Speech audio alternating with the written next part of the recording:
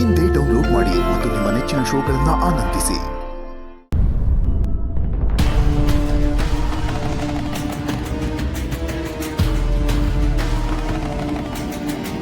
Hello, ಹೇಳಿ.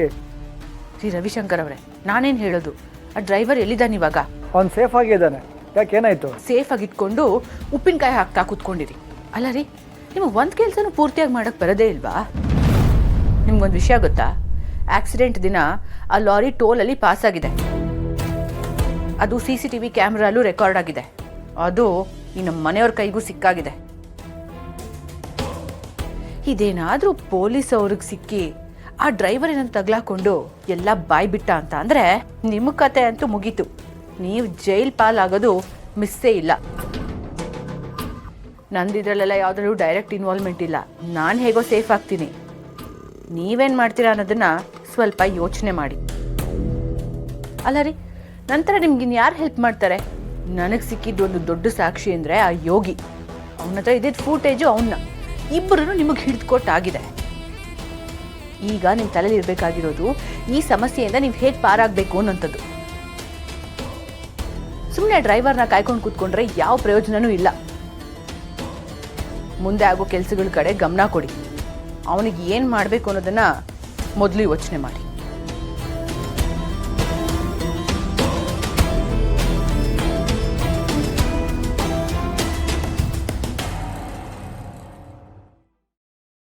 Sir, ನನ್ನನ್ನು ಕೂಡಾಕಿ ದೊಡ್ಡ ತಪ್ಪು ಮಾಡ್ತಾ ಇದ್ದೀರಾ. ನೋಡು, ನನಗೆ ತಪ್ಪಾಗಿದೆ. ಸಾರಿ ಕೇಳ್ತಿದ್ದೀನಿ. ಮನುಷ್ಯ ಅಂದಮೇಲೆ ಯಾರು ತಪ್ಪು ಮಾಡಲ್ಲ ಹೇಳು? ಎಲ್ಲರೂ ಮಾಡ್ತಾರೆ. ನೀನೊಂಥರ ತಪ್ಪು ಮಾಡಿದ್ಯಾ, ನಾನೊಂಥರ ತಪ್ಪು ಮಾಡಿದ್ದೀನಿ. ಬಿಡು, ತಗೋ. ಅದಕ್ಕೆ ಅಂತ ನಿಮಗೆ ಎಣ್ಣೆ ತಂದಿದ್ದೀನಿ. ಸರ್, ಕುಡಿ. ಬಿಡು, ಅವತ್ತು ಪರಿಸ್ಥಿತಿ ಹಾಗಿತ್ತು.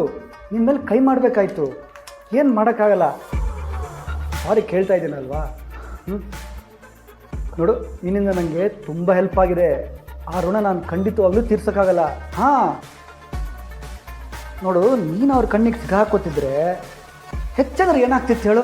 ನಿನ್ನ ಲಾರಿ ಹೋಗ್ತಿತ್ತು, ನೀನು ಜೈಲು ಹೋಗ್ತಿದ್ದೆ, ಇನ್ನು ಸ್ವಲ್ಪ ದಿನಕ್ಕೆ ವಾಪಸ್ ಬರ್ತಿದ್ದೆ. ಆದರೆ ನಾನು ಸಿಕ್ಕಾಕೊಂಡಿದ್ರೆ ನಾನು ಪರ್ಮನೆಂಟಾಗಿ ಜೈಲಲ್ಲಿ ಇರಬೇಕಾಗಿತ್ತು. ನನ್ನ ಹೆಂಡತಿ, ಆಸ್ತಿ ಎಲ್ಲ ಕಳ್ಕೊತಿದ್ದೆ. ಕುಡಿ.